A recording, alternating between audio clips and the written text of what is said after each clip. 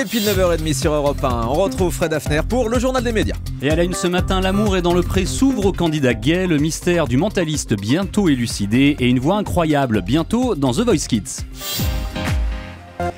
Et on va rester dans l'amour et dans le pré avec peut-être un candidat gay lors de la prochaine saison. Oui, l'émission de rencontre d'M6 était une des seules de ce type à ne jamais avoir inclus de candidat gay à son casting. Ce sera chose faite la saison prochaine d'après le blog de Jean-Marc Morandini qui nous apprend que la production a trouvé un candidat qui entre dans les critères de l'émission. Des tentatives ont déjà eu lieu par le passé, mais le fermier homo pressenti pour la 4e saison a déclaré forfait 2 jours avant le tournage de son portrait.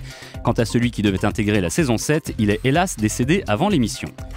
D8 prépare une soirée hommage à Grégory Le Marchal. Oui, nous avions déjà parlé de l'émission spéciale que diffusera TF1 le 16 août à 20h50. D8, de son côté, a programmé un documentaire inédit de 90 minutes au cours duquel ses camarades et ses professeurs de la Star Academy témoigneront.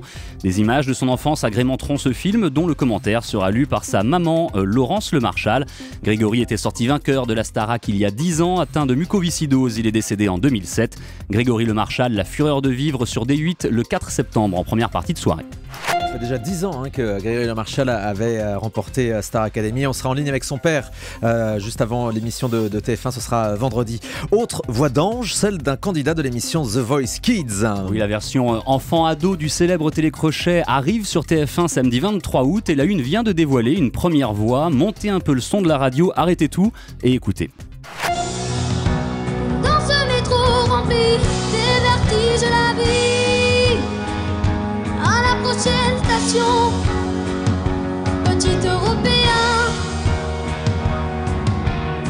Les deux mains descendent là, au-dessous de mon cœur.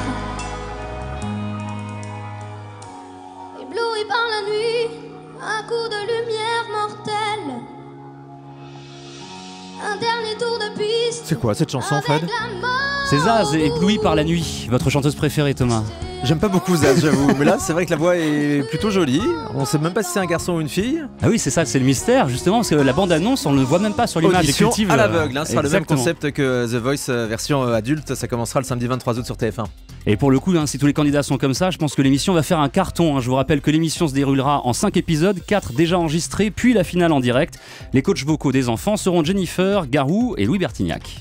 Alors on va rester dans The Voice qui fait son retour en Israël. Oui, interrompu le mois dernier à cause du conflit armé, nous vous en avions parlé, l'émission reprend aujourd'hui. La bande-annonce diffusée sur la chaîne Réchette affiche cette phrase, c'est fini, on revient.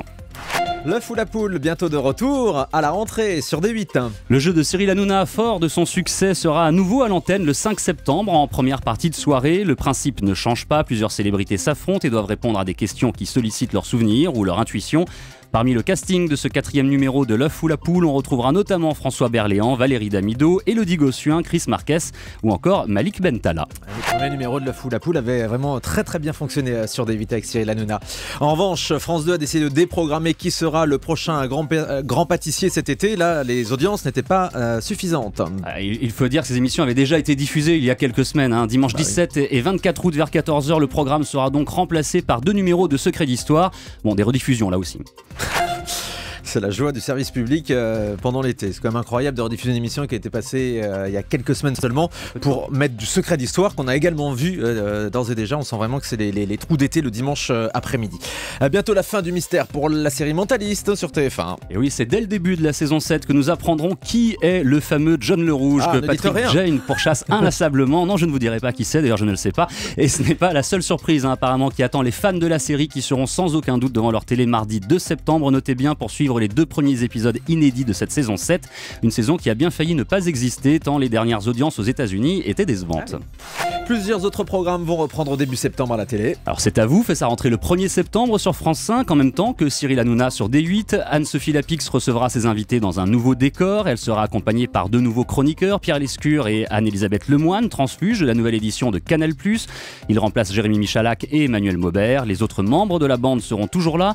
On retrouvera notamment Maxime Switek qui présentera aussi cette année les matinales du week-end sur Europe 1 et j'ajoute qu'Anne-Sophie Lapix, nous la verrons bientôt pour son tout premier rôle au cinéma. cinéma. Touche pas à mon poste, je vous le disais, revient aussi le 1er septembre. On sait que Julien Courbet rejoint la bande de Cyril Hanouna, qu'il avait annoncé en précisant qu'il souhaitait avoir autour de la table quelqu'un qui est encore dans le game, c'est son expression.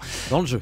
Dans le jeu. D'autres chroniqueurs devraient rejoindre l'équipe. Des castings auront lieu dans quelques jours. Evelyne Thomas ou encore Sophie Favier pourraient tenter un retour. Sur M6, la saison 6 de Scène de ménage reprend le 1er septembre avec, nous vous l'avions annoncé en juillet sur Europe 1, le mariage de Marion et Cédric, un des couples phares du programme court.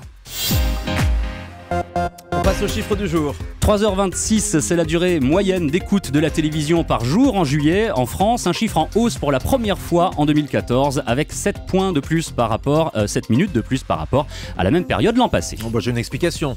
Il y a la Coupe du Monde de football, donc je pense que ça a clairement joué sur les audiences de la télévision. Également le Tour de France, les grands rendez-vous sportifs qu'on a tous suivis à la télé avec ces audiences records au mois de juillet. Merci beaucoup Fred Hafner.